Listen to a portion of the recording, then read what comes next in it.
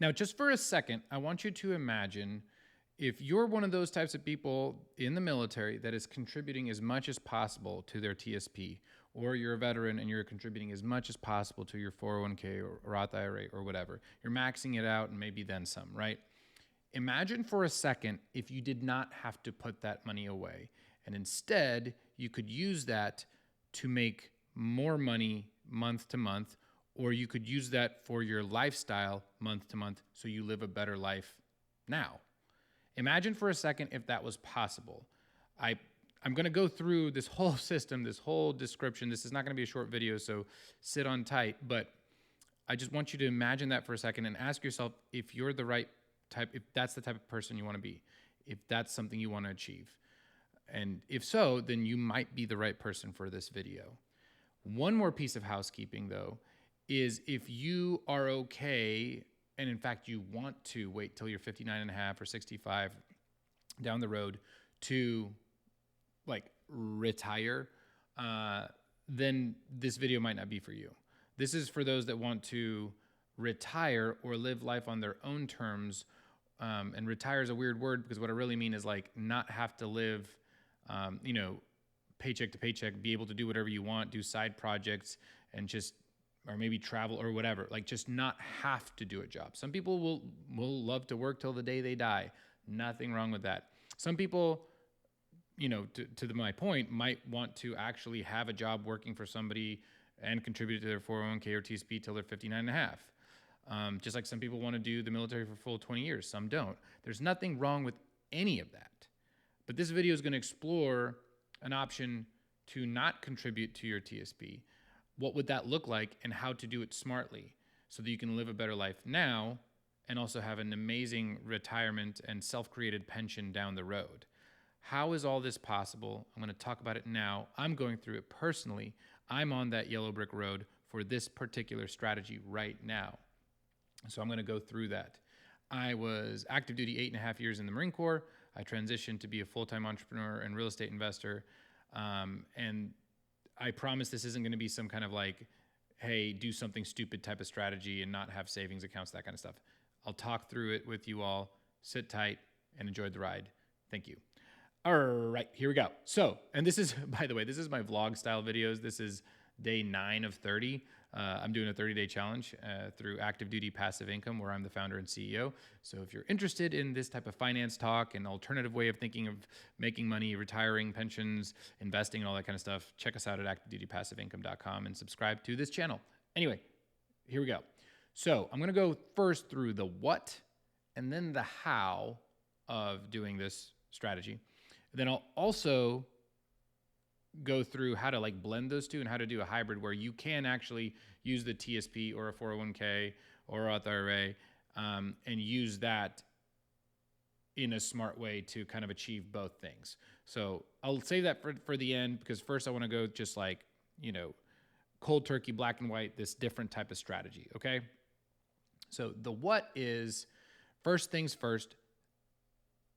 I mean, this is just for sake of the argument and the example, right? You don't have to go all 100% like I did, for example, but just stop contributing to your TSP. Or at least stop contributing beyond the 5% matching, okay? Because it's pretty sweet to get 100% return immediately, the government matching that. But again, the concern is, in this particular case, for this example, is that you have to wait till 59 and a half to really tangibly be able to take advantage of that in a meaningful way. Whereas I am going to be arguing in this situation and hopefully not ruffling too many feathers, but just spurring thoughtful, creative debate and thought that there's an alternative way that's actually that could make the TSP, even with the matching, pale in comparison. Okay. So the what is the first step being just stop contributing to your TSP, your 401k, your Roth IRA, whatever. Now rechannel that money towards a savings account, preferably a high yield savings account. And also maybe you want to use some of that money for your lifestyle because you want to live a better lifestyle now. I believe in that to a certain extent because I believe in rewards and dopamine and keeping yourself motivated when you're doing something productive, something that's going to progress your life and achieve your goals, right? So Now rechannel that money, live a better life, and grow your savings a lot faster, right? Because now you're not contributing to your retirement, now you're contributing to your savings. And hopefully you're putting it in a high yield savings account instead of, I don't know, a not high yield savings account. And hopefully, well, actually, some of you could be bold and have enough income and have enough strategy planned out for the next few steps to where you might want to get in a whole life insurance policy and do cash value savings in that. But that's a whole different story. I'm going to try to pop up a video up here somewhere to go over that in case you're interested. But for the sake of this, let's just talk about savings accounts. Now that you have a savings account growing, the next step is to invest it smartly into something that produces monthly income. In fact, monthly income that is essentially tax-free. Tax deferred to be exact, but if you play your cards right in the long term, it'll also be tax-free. And what I suggest is something that is a capital asset that can be depreciated and that creates that kind of income, and that is something that is basically recession-proof, but definitely recession-resistant, and that's residential real estate. Whether it's commercial properties that are residential, like a multifamily apartment complex, or single-family homes, or duplexes, triplexes, fourplexes, homes, right? Places where people live. That is what I recommend to invest in. In the military, you can do this through your VA loan. You can buy one at every duty station and kind of maybe use a VA loan once or twice, maybe an FHA loan and conventional loans after that. Maybe even go crazy, use DSCR loans. ADPI teaches you all about that in case you're interested in our education. But the point is, it's not that crazy. You don't have to go do a bunch of research on that now. Just understand the concept that you just buy a home at duty stations. And also, you can buy homes without too much headache outside of your duty station where the numbers actually make more sense, where it makes more money for you monthly. Because the way it works is we're not too concerned in this strategy about how much it's going to appreciate over time, because everybody's worried about 2008 happening again, or what's happening with the interest rates right now, and how's that going to affect home prices. We don't care. I don't care if my home becomes $0 tomorrow, one of my rental properties, as long as I actually make money off it every month, okay? I'm treating these like mini workers. These are my employees that are making me money every single month. Think of it that way if you want. And so you acquire these. The magic happens here because the debt on them, because you're going to be acquiring them with leverage, you're going to be putting down a small down payment, 10, 15, 20, 25% sometimes, and you're going to have the bank bring the rest. And now you're going to have to pay the bank a note. You're going to have to pay it a loan. The beautiful thing is you're not actually going to have to pay for that. Your tenants are going to have to pay for that. And you're going to analyze this pretty conservatively by accounting for the rent coming in and then you having to take out principal, interest, taxes, insurance, property management, maintenance, vacancies, and reserves. And then anything that's left after all those expenses, that's what you put into your pocket and into your savings account to live a better life and to be able to snowball this and buy more of these rental properties. The reason why this is better than the TSP is this essential element right now is that I'm going to go right now is that those properties, imagine them as TSPs, okay? You do not have to pay into that TSP ever. If you buy a property smartly, even with the crazy interest rates, if you run your numbers and you buy the right property, for example, you can buy a turnkey property, and I'll add the link up here for a good company that we work with that helps provide those. It will be cash flowing, meaning it'll produce you money every single month, and it'll already be newly renovated. And so these properties are going to have the tenants pay into them. They're paying off the principal and interest on those loans. They are essentially paying the mortgage. Yes, you're actually like the mechanics of the money is they're going to pay you rent and then you're going to pay it off. But essentially, that's not coming out of your pocket. That's coming out of their pocket. And that's critical. Another thing is this is essentially tax sheltered, similar to a TSP, because of what's called depreciation, where the government considers the property losing value every single year, really, for 27 and a half years, right? They take the value of the home, they divide it by 27 and a half. They say every single year it's going to lose whatever the value of the home is divided by 27 and a half in value. And typically that wipes out your cash flow, meaning you get to take a write-off for that amount every single year against the income you're making. You're going to have to repay that in the future if you ever sell the property, but there's other tricks you can do to avoid that as well, which I'm not going to get into in this video quite yet, but I have other videos in our channel that describe that as well. Now, so here you are, you're acquiring these properties. You're able to do it because you're not putting all your money away in a TSP or 401k or Roth IRA. You're acquiring these properties, and then every single property you acquire, it actually helps you acquire the next one faster because it's making you monthly income, which you put right back into your savings and to your lifestyle expenses. And as you're going along, what ends up happening is eventually you'll realize, hey, I really like this thing. I can now continue buying these, not only every duty station, but also outside of my local area. And maybe I can even be, once I'm successful, have the confidence, which you don't even have to wait too long, is to raise money from other people. You can use other people's money to buy these things, and you just partner with them. Maybe you split the profits 70-30. You give them, the investor, 70% and yourself 30%. This is really popular with multifamily investing. Our students at ADPI have bought over $1 billion of real estate doing this, where they don't use their own money.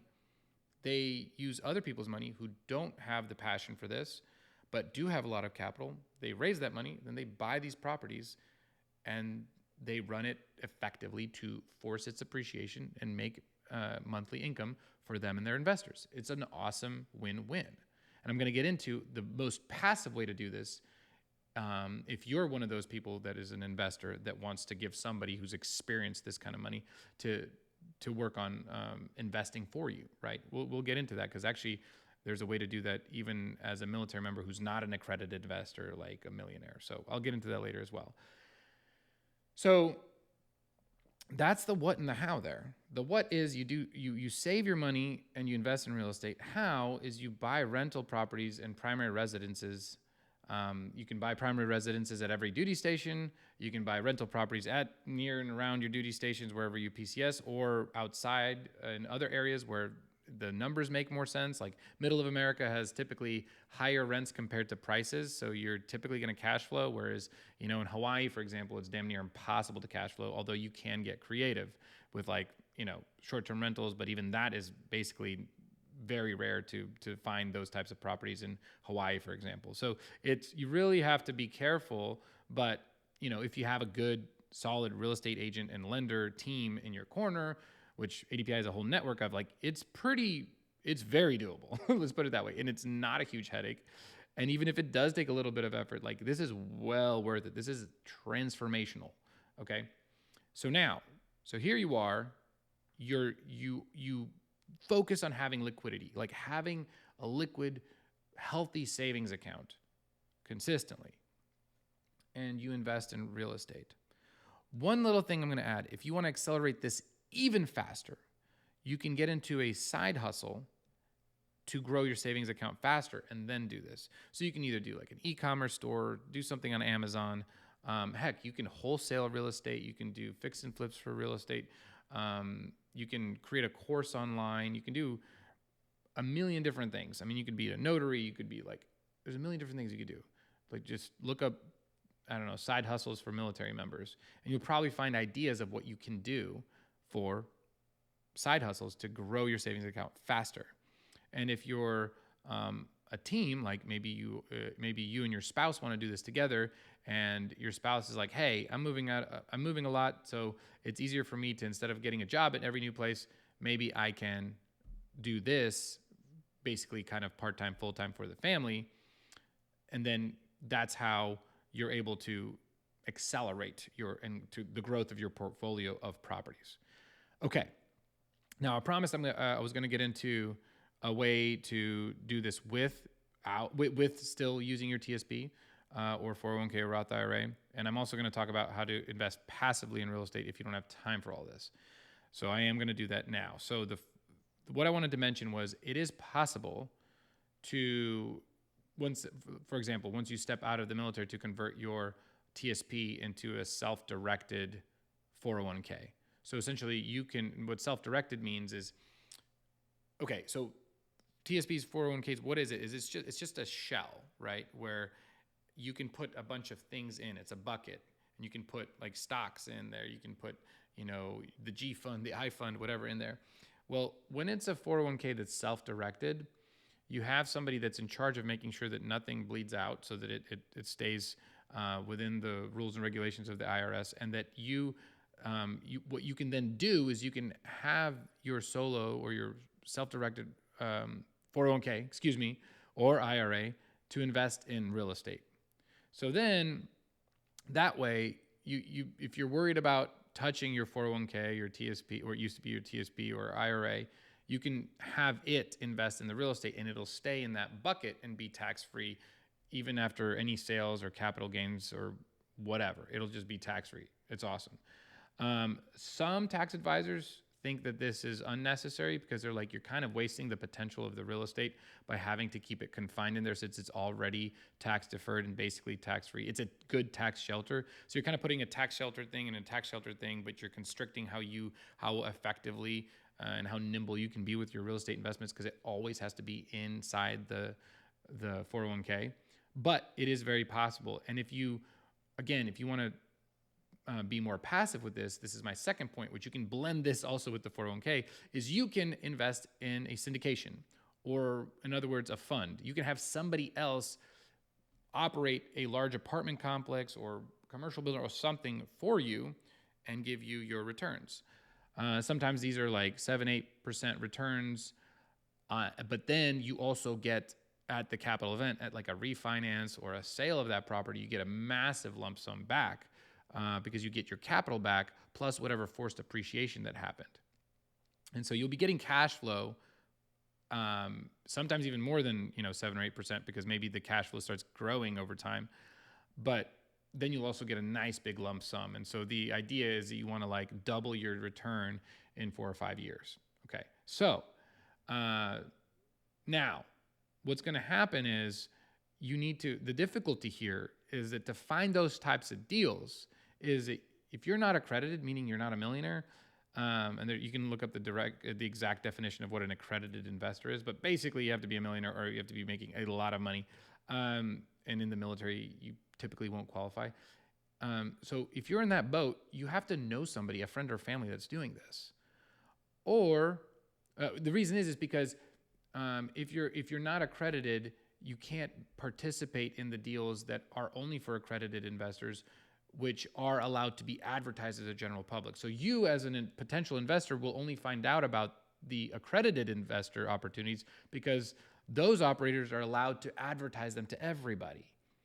Whereas those that are doing a type of syndication or fund that's for non-accredited investors, like perhaps maybe you're in that boat, you would have to know them for them to be able to advertise this deal to you. They're not allowed to go out in the open and advertise this. So that's why these are such rare things to find for most investors, is you either need to know those operators and they need to be awesome at it because you don't want a bad operator to do it, or you need to be an accredited investor and then look out for opportunities basically, and tap into all those communities and be ready to invest then.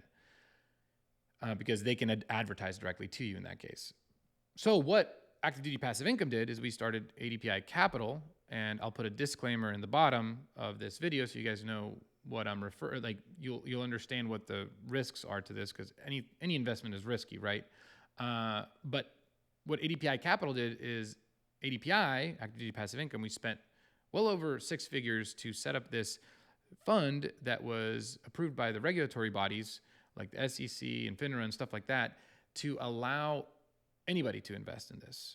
And that we made the minimum like something like $500, okay? Obviously you can invest more. And the beautiful thing is you can use your self-directed IRA or 401k or whatever to invest in this as well, passively.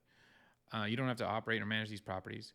And the beautiful thing is because this is, so this is a fund that will invest in multiple properties, multiple syndications, not just one. And so what we're focused on is spreading the risk, potential risk. Although we believe that right now is a great time, because with interest rates being high and the sellers finally realizing that they're not going to be able to get the prices that they've dreamed about that were maybe possible a year and a half ago, now's a great time to buy, because you can buy large multifamily apartment complexes at a reasonable price while also then capturing the fact that down the road, the interest rates will probably correct a little bit.